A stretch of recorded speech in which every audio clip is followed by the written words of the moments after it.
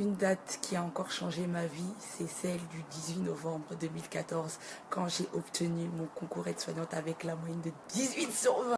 Rectification, c'était le 18 novembre 2013, pardon. Et après, j'ai donc commencé ma formation en janvier 2014, voilà.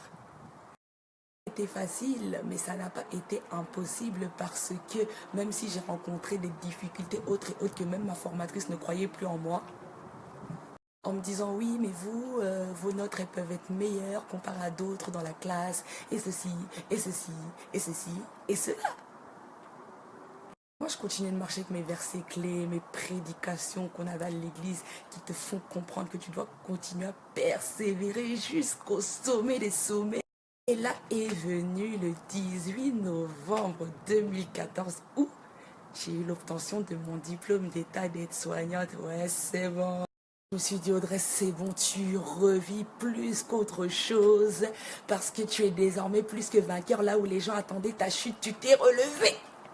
J'ai commencé à glorifier Dieu, glorifier Dieu, glorifier Dieu. Parce que vous savez, beaucoup prient pour avoir une chose et une fois l'obtention de cette chose, ils oublient le Seigneur. Tandis que moi, je ne l'ai pas oublié, reconnaissante plus. Lui, il ne nous a pas oubliés, il nous aime encore. À combien plus forte raison aurais-je l'audace de l'oublier, hein, mon frère, ma soeur? J'ai commencé à danser, sauter, crier. Je me suis dit, c'est bon, popo, Nalongier, j'ai gagné, ouais, c'est bon.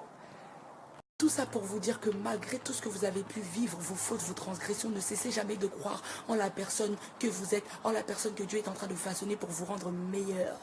La parole de Dieu nous dit que croyez que tout ce que vous lui demandez en priant, vous l'aurez reçu par-dessus toute chose. Donc de quoi est-ce que vous devriez avoir peur?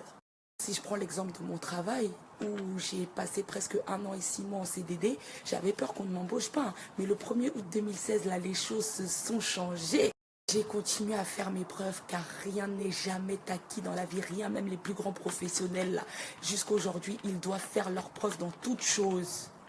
Il n'y a vraiment rien de mieux que de persévérer avec le Père. Dans 2 Timothée 2,12, il nous dit que si nous persévérons avec lui, il règne avec nous, mais si on le renie, il nous renie aussi. Ah oui.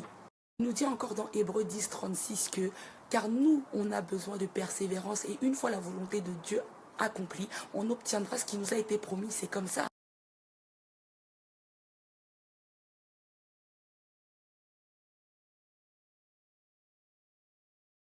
Je n'ai pu partager tout ce que j'avais à vous partager, mais j'espère que la moitié de ce témoignage a pu vous édifier en tout cas.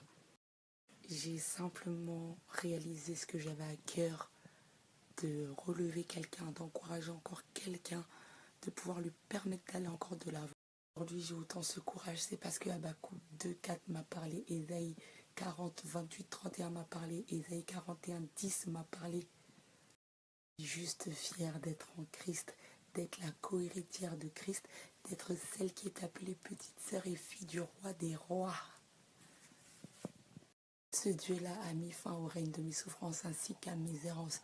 Tout désert qui a été évasé a été ensemencé par sa parole. Oui, Dieu-là ne m'a jamais abandonné. Toi qui ne crois plus, toi qui n'as plus la foi, tu ne sais plus où laisser tes désespoirs. Accroche-toi en Dieu et il te visitera, ce n'est pas impossible. Ce que j'ai fait ce soir, c'est de respecter la parole de 2 Thessaloniciens 3, c'est ce qui dit, pour vous frères, ne vous lassez jamais de faire du bien, jamais. À ne pas oublier, c'est que Dieu n'élève jamais son enfant sans qu'il a été éprouvé. Plus sa mission est grande, plus le combat est rude, les épreuves seront grandes. Nous sommes la tête et non la queue. Ils nous feront la guerre, mais ils ne nous vaincront pas. À nous la victoire, car notre Père demeure dans la victoire. Yes.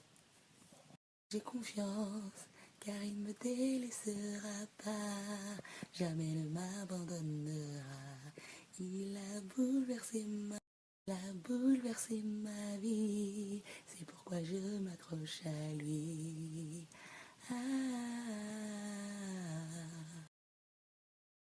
J'aurai peut-être l'occasion de repasser d'autres fois pour continuer à partager avec vous. En tout cas, que l'Éternel Dieu vous bénisse abondamment.